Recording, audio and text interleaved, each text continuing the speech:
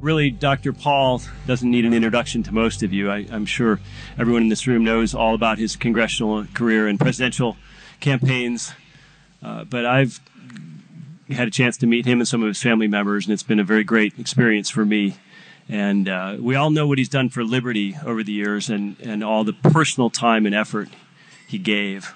I'm not sure everybody really understands how many hours of his life he probably gave on flights and in airports and speaking to groups that were a lot smaller than this back in the 1970s, 1980s, before we had, wondrous technology to bring us all together. But apart from what he's done for liberty, almost single-handedly, he has brought thousands upon thousands of especially young people to the works of Mises and Rothbard and Hoppe and to the Mises Institute itself. So we appreciate that. And without further ado, Dr. Ron Paul.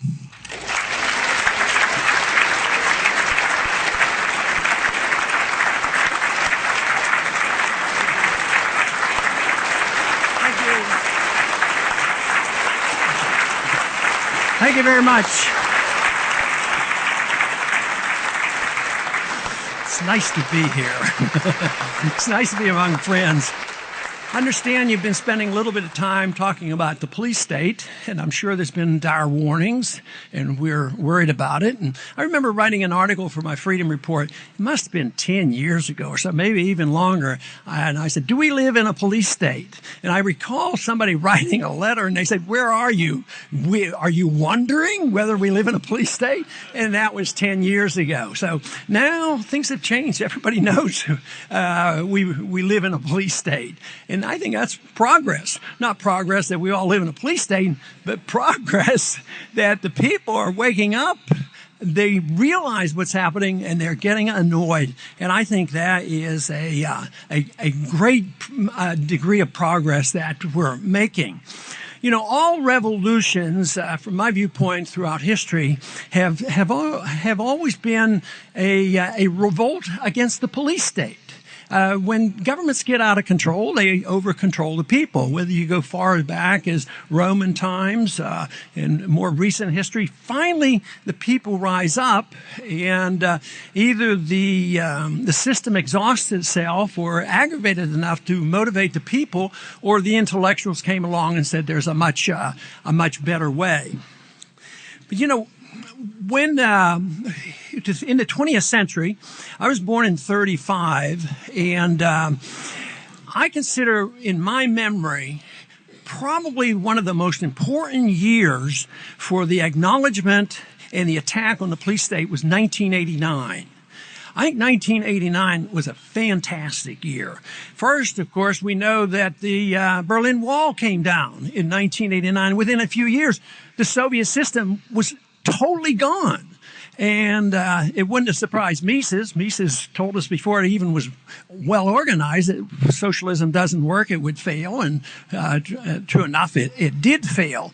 But the people rose up, and finally when they stormed the walls and, the Berlin Wall and started tearing it down, next day, in a few weeks, the whole wall was torn down, and Germany was reunified, and the Soviet system collapsed 3 years later.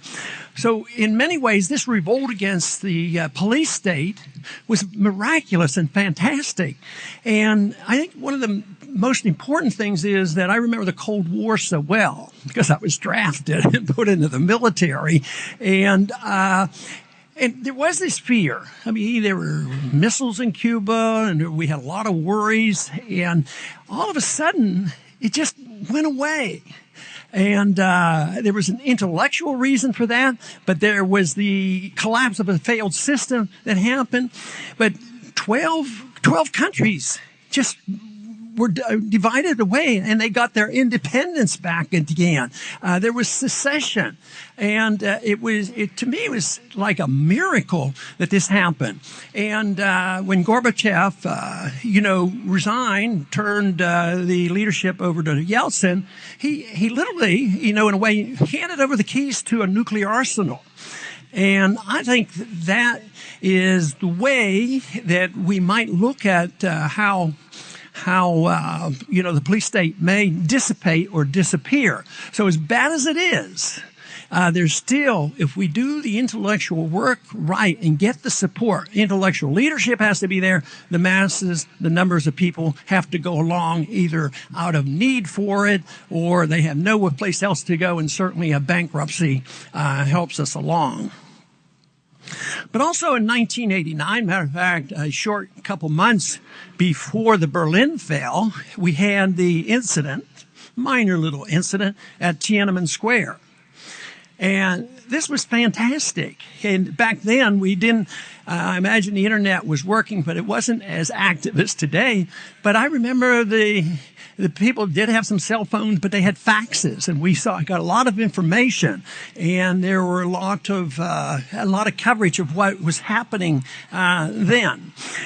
But during the Tiananmen Square incident, they called it, we know that it was referred to as a massacre. The tanks came in, a lot of the Chinese revolutionaries were killed, and the government won. And the one incident there that I think is fantastic was the incident involving the tank man. And I was so impressed, and I'm sure so many of you remember that. This one Chinese young man, right now nobody really has his name. Some people suggest he was a 19-year-old student, to walk out and a column of tanks coming down the streets to take over, and he just stood there. And the tank would turn, and he'd walk over and get in front of it. Now, I hear some pundits on a few of our TV stations and making fun about who's brave and who isn't brave, and that people who fight us overseas, they are not brave because they'll sneak up on us and all things. But I would consider the tank man one brave sort of man.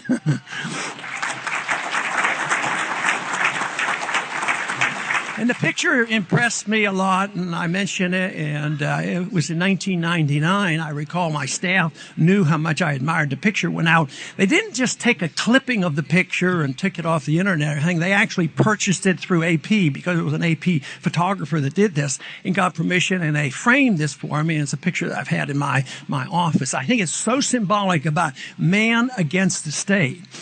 Okay, in the Soviet system, we had the failure of the state. It was glaring, and the Soviet system collapsed. They admitted it. But that's not the case in China. You would say it was a total failure. The young man was pulled away. Nobody ever found him again. Probably was shot. The government won. They had the tanks, and there was this tremendous oppression once again.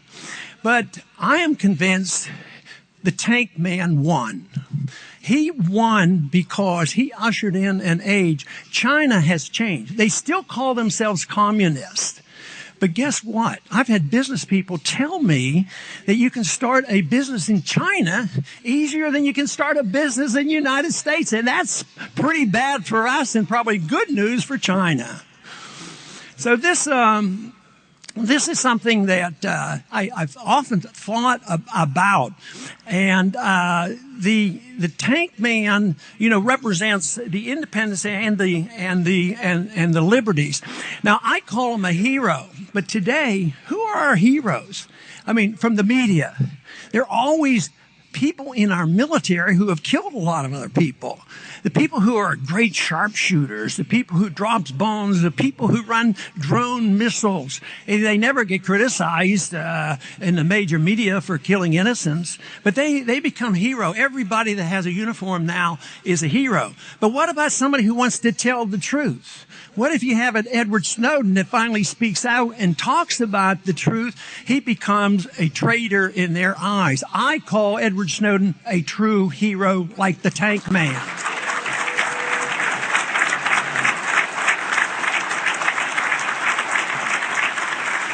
But I think the results of what has happened in China, not only they're more capitalistic, there are bankers, even though they call themselves a communist.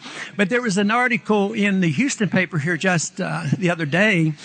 Houston became the 6th American city that had daily nonstop flights to Beijing. And I thought, isn't that something? When I was in high school, I remember very clearly a teacher that Carol and I had in high school was redrafted. He had been in World War II. He was one of our coaches, was sent to Korea and got killed. I said, just think of the difference that is going on now, because I think the founders were right. We're not as likely to fight the Chinese now over an incident because there's so much invested. Now, does that mean I'm going to defend the Chinese government? No, I would hardly defend them on all their civil liberties, but I look at it this way. I'm not in charge of that. I was always quite willing to avoid getting into that discussion in Washington. I said, our responsibility is to deal with the violations of civil liberties in this country and not think we know what to tell the Chinese what to do with their violations.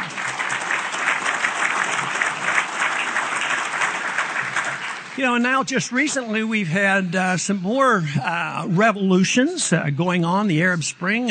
I'm sure Daniel, who's the real expert on foreign policy, would know exactly how many revolutions there have been. And there's been a bunch. And some look like, they're questionable. But I think to get 1 million people out in the street, there has to be a sentiment. The people are disgusted with what they have. Unfortunately, most revolutions end up being co-opted, and you go from one tyranny to another. In many ways, this is what happened in Russia. Although it's better off, they got rid of the Soviet system, they have another form there, which is closer, unfortunately, they drifted toward us with Keynesian economics and corporatism and drifting more to fascism. But the Arab Springs, there were quite a few. I'm sure the people were unhappy with their dictators, and yet they too often would join a leader that would lead the way and solve all the problems. Well, I think the worst example of us being involved in one is Egypt. We propped up a military government for 30, 40 years to the tune of $40 billion. And then when the people become disgruntled, we support the rebels and we get him thrown out. We insist on democracy. Democracy is much better than tyranny. So they have an election, they elect somebody, but we don't like them. So we have to say, well, we don't like you anymore. We're going back to the military dictatorship. But of course, now we're going to have another election and we'll pick and choose. Well, I think all that mischief that we get involved with, and because these Arab Spring revolts didn't work out so well, I think it's because we shouldn't be involved and we should be out of those things. That would be much better off if we weren't involved at all. But, in this country, there's been a fair amount of resentment against the police state already. And this is where I, tend to be optimistic. I'm still hoping things are going to be a lot better than they seem. Because if you look at it right now, you say, it's getting worse because, look at what the NSA is doing. Look at what the FBI and CIA is doing. The CIA has one thing about this Snowden release of information we found out. As a congressman, I didn't know. But we found out that the CIA gets $15 billion a year and NSA gets $10 billion a year. $25 billion, but we're safe and free, so why should we complain? They'll take care of us and protect our liberties. And, you just have to send them some money and give them a little bit of your freedoms up and everybody will be happy. But this is a movement. I think we're really in the middle of something going on in this country. Because though I mentioned at the beginning about the revolution that the Mises Institute has been involved in and other organizations in a similar fashion, changing people's minds, we have also seen that something is happening here, and I date it, in a political sense, which is a consequence of the intellectual change from 2007. And does anybody recall what December 16th, 2007 was all about? There might be a few. December 16th was the anniversary of the original Tea Party. And the campaign effort spontaneously, it wasn't my idea, I don't believe it was any idea in our campaign, was to let's have a demonstration. Let's support these positions that have been espoused in a campaign. So they had a fundraising day, And they also had events around the country. And and there were only probably hundreds involved in some of the events, but thousands, if not millions of people started to realize something different was going on in that campaign. So yes, I think that was, and the word revolution was frequently used with our campaign. So there is and was a revolution going on at that particular time. But that was Tea Party, and we had a lot to say about what the principles are, what we believed in, and that was the movement. But what about the success of that? Where's the Tea Party? How long did the Tea Party have a relatively pure message about liberty? Well, not too long. It was co-opted. People saw, well, yeah, there's a movement. They're disgruntled. Let's capture this and let's use it for our side. So guess what? A few Republicans in their organization, they thought it was a good idea. And actually, politically, they used it to their advantage. But they co-opted the issues. And in particular, the issue they most co-opted was the foreign policy issue. And I don't think that was by accident. So this was something that, certainly was going on, and the people knew that a true revolution was occurring. So the Tea Party movement is still there, but I believe the real revolution is still there, and it's loud and strong. I would like to see that it be more, carried through intellectually, as that one single man was able to do, the tank man, because he won in the end. Eventually, in many ways, China was demilitarized and they stopped fighting the wars. So I think that there's every reason to believe that the police state is going to continue to crumble because it's out there. I think one thing that we have to accept about who gets the credit. Let's say that I'm right and we keep moving that way and we will make large advancement in undermining the police state. I mean, if we worry about who gets the credit, becomes a problem. I think everybody and nobody gets the credit. It's an intellectual thing and it's going to be diverse, but I am convinced that we're moving in that direction because a lot of good things have happened since then. First off, after the campaign, I remember in 2007, the issue of the economy came up.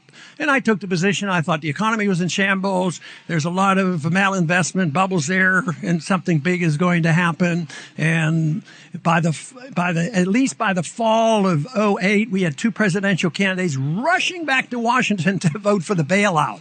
So that was a big issue. That was an issue that those of us who were unhappy with what was happening and the gigantic nature of our government, that things were going wrong. And I think there was this tremendous confirmation how bad the economy was and this collapse of what was going on. But I think the message was that just like when the Soviet system collapsed, it was clear evidence that socialism can't work and that something different had to replace it. But I think what's happening now, especially, with this last collapse, because just printing the money hasn't solved the problem. I believe now that we are witnessing the time of a period of time when Keynesianism as a whole has been totally discredited and they're not going to stay in charge much longer.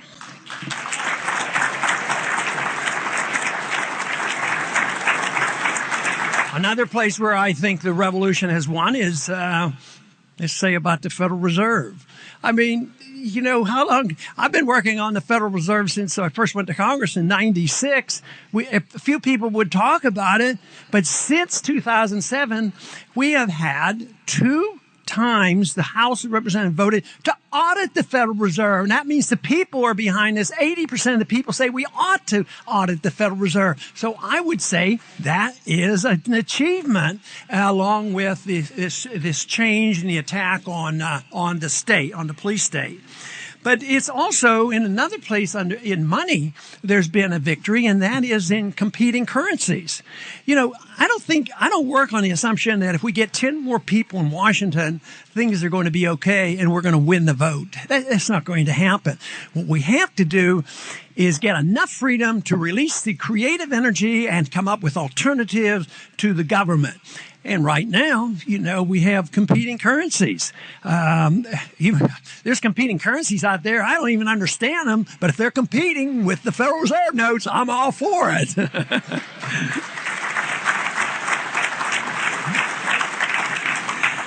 Of course, ultimately, I think the metals will compete with the paper. But if you have computer money that works and they don't put you in jail, that's all the better for it.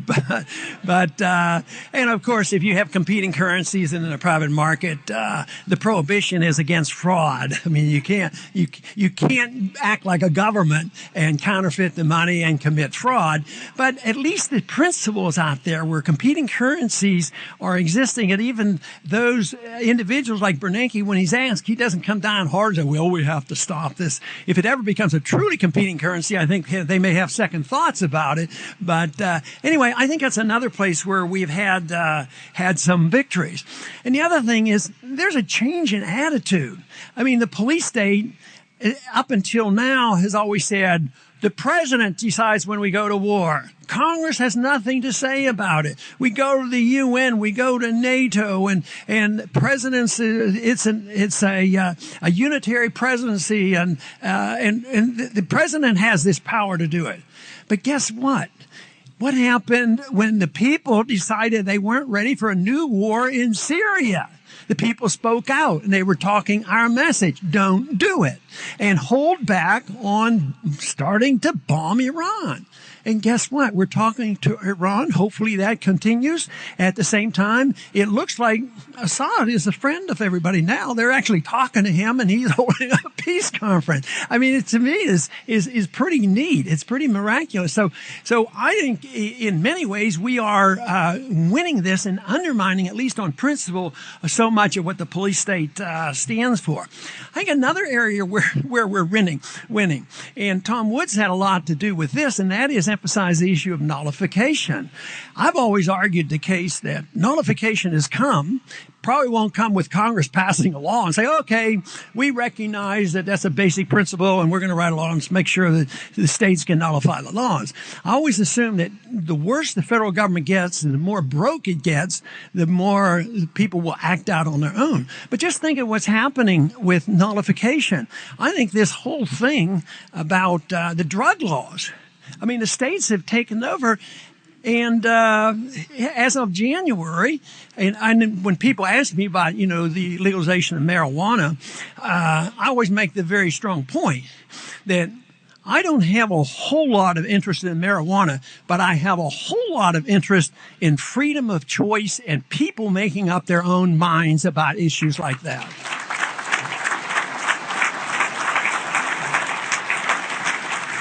But what NSA? We're making great progress now because of a hero like Snowden. He's telling us about it. Information. That's the most important thing. That's what you have to know and have to have in order to make some decisions. But several states now and communities are fighting back. Like the place where the big NSA building is in Utah. They're moving to deny utilities to the building. I think that's a great idea. And I think there might be some of that going on in California. Just deny the utilities so people can resist. So they have a neat old building there, but if they don't have water or electricity, maybe they'll have more trouble. But who knows what they'll do. But it means that people can stand up, to the state. Also, I one thing I frequently admit is that I don't have, a full grasp of all the technology that is available. I use a computer, but I have to work at it. But I have great faith and confidence in free minds. And the government now is way too intrusive. Everybody knows about it, but I believe that private enterprise can come up with things that can monitor what our government's doing and make sure that we can exclude that and protect the private exchange of information. I don't know that technologically, but I happen to have confidence that that could happen. And there are people working on that all the time. On the Ron Paul channel, we get people on that work on this issue and really believe there are ways you can circumvent. It's not going to be easy. It's going to be tough, and you're going to meet resistance. But I think that is the best way to fight it, rather than thinking that tomorrow all of a sudden we're going to have sensible people running our government in Washington, D.C. We now recognize that, mainly because of what's happened these last 6 months, that whistleblowing isn't a bad thing. It's supposed to be a good thing, but then as long as you don't tell secrets about the government, you're allowed to tell other secrets, but not about the government. So therefore, whistleblowers are usually treated like Bradley Manning. You get beat up, tortured, and thrown in a prison. But I think the American people now, by a large majority, think Snowden's a pretty neat guy, and he's been very helpful. So I think whistleblowing is helping us a whole lot to tell us more truth about what's happening to the government. And this will be beneficial when we know the truth and we see the failure. When we saw the failure of the economy in 2008 and 2009, that was helpful to make our case. And I think the more failure that we have economically and politically, the more opportunities we're going to have. Also, it's been taught too many people for too long that deficits really don't matter. Now, conservatives always said they were concerned about deficits, but we know that they weren't concerned about it, because as long as you spend it for the military-industrial complex and for big corporations and banks and their privileged clients, it wasn't a big deal. But I think people now are saying, well, maybe there is something to this. It looks like Detroit's about to run out of money, or is it true that they already ran out of money? And I understand, somebody told me, I hope this is true, that, they can't afford the police anymore, but the city's become safer. So... And ultimately, that is the way we take care of ourselves and provide protection, not only economically, but physically. It should be by us as individuals or our friends and neighbors and families to take care of it. So all these things, I believe, are moving in the right direction and exposing the government for their shortcomings and their fallacies. When I think about the tank man, he was representing something that, I often mention, and Victor Hugo said, an idea whose time has come and can't be stopped by tank. So if the tank man had the right idea and his vision prevailed, really the tanks didn't stop him. Yeah, momentarily they did, but ultimately the tanks can't do it. But the ideas and what's happening in this country today, I think it's so powerful and so exciting that there's reason for us to have, at least enough hope to keep plugging away. And if we recognize this, we won't become despondent because next year we have an election and Republicans take over the House. And then 2 years from that, after that, then we have a Republican president. You say, wonderful. And then you didn't get good results. Well, don't hold your breath for that. These things that I'm talking about here, whether it's personal security and the surveillance, competing currencies, whether it's the Federal Reserve or whether it's don't bomb Syria, guess what? It has nothing to do with partisan politics. The issues where we're winning are nonpartisan. They're endorsed by independents. The independents now they're the largest number of people compared to Republicans and Democrats. So these ideas, and it's not compromise. It's not coming together by giving up half of what you believe in. It's by sticking to your guns and believe in something, and you can bring both left and right together with this freedom message, I am convinced.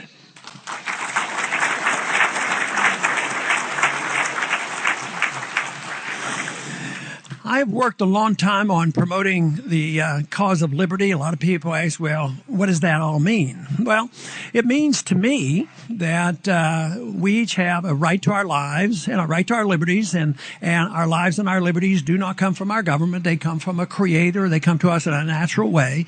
And there's also a responsibility that goes along with this, and the responsibility is to take care of ourselves and never demand, never take from other people. There is a golden rule involved in that you can't steal from your neighbor, and we'd like to apply that rule to the government too. They can't take from your neighbor as well.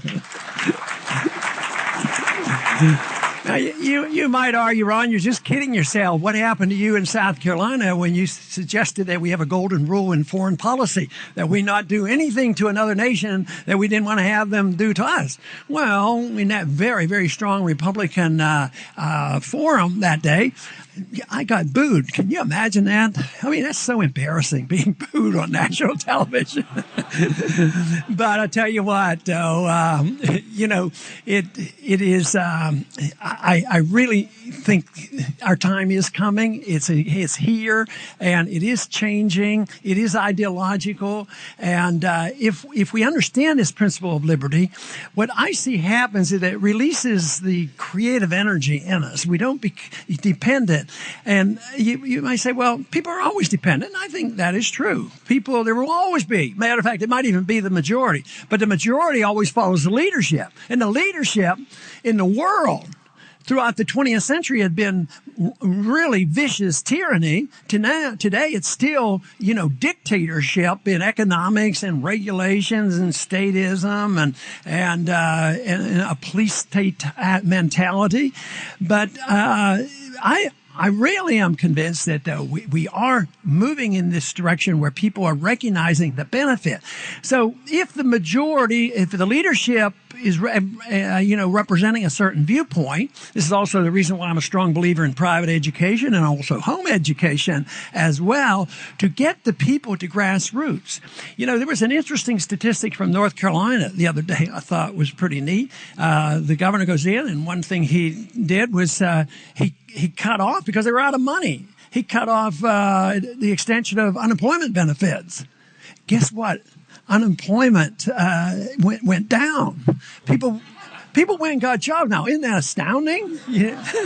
I didn't get a check from the government. Maybe they're serious. Well, they're going to be serious because we're broke. And I'm going to welcome the bankruptcy because it's going to wake up more people. But it's up to us to fill the voids, to be able to protect oneself physically and financially. At the same time, ultimately, the protection comes from protecting and moving the cause of liberty. And we have a much better chance than even the Soviet system and the Russians, because their traditions weren't nearly as good as ours. I mean, we at one time, had sound money. And we believed in civil liberties. We had a pretense with the Constitution. We were supposed to have this freedom. And property rights and contract rights. And that's when we were a more vibrant economy and the wealthiest in the world. But did you see the statistic the other day by Heritage? We're 12th now as far as, having a free economic system.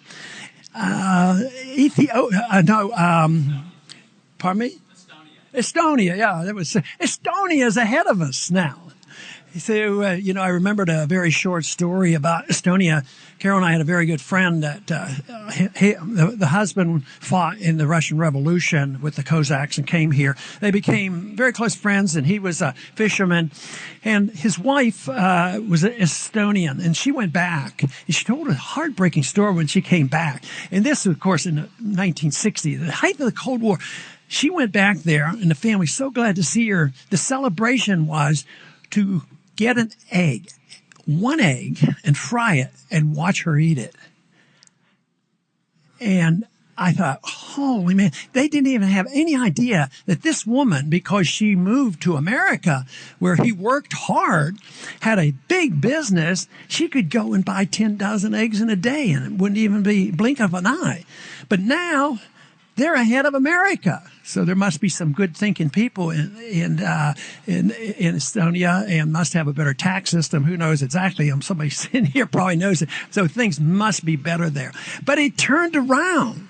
And we're going in the wrong direction, but there's no reason to believe that we can't wake people up on those issues that I mentioned. We have woken up. We have seen the change. It's very positive. One other personal reason why I think the concept of liberty is so important is that it releases this creative energy. But if our personal goal is virtue and excellence, which is a personal matter, it is so much easier to work on that in a free society than when the government's involved. You know, when the government thinks they know what is virtuous and what is excellent and what is fair and what kind of economy we have and how we have to spread our exceptionalism around the world, that's where the real crime is. So in liberty, that all falls on ourselves.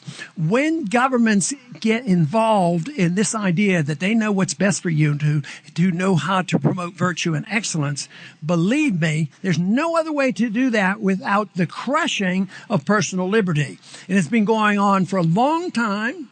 I believe the American people are waking up, and there are exciting things ahead, and it should not discourage us. It should encourage us to do all that we can, because when the work of an institute like the Mises Institute does their job, the attitudes will change. It will change even more rapidly because of our ability to spread information today, and it's going to be much more rapid as we see the deterioration of the state. And believe me, there's a different attitude about economics, and I could see it was very dramatic after the collapse of the economy in 07, 08. And they have to admit the truth. And I think the statistics are going to start bearing that out. Today, all you read about is, well, stocks are going great. And yet the poor are getting poorer, the middle class is getting smaller, and there's more grumbling. And the reason why this is so important, this is not a theoretical thing for me. This is important because it's in our best interest to do this. Because if people don't understand this, then it's going to be political chaos. That's what we have to fear. The Soviet system didn't end up with too much political chaos, and China, got by with it. There's been more in these Arab Spring so-called revolutions, but there's a lot of demand out there. Hopefully it'll be more like what happened in North Carolina. Cut off the benefits and go to work.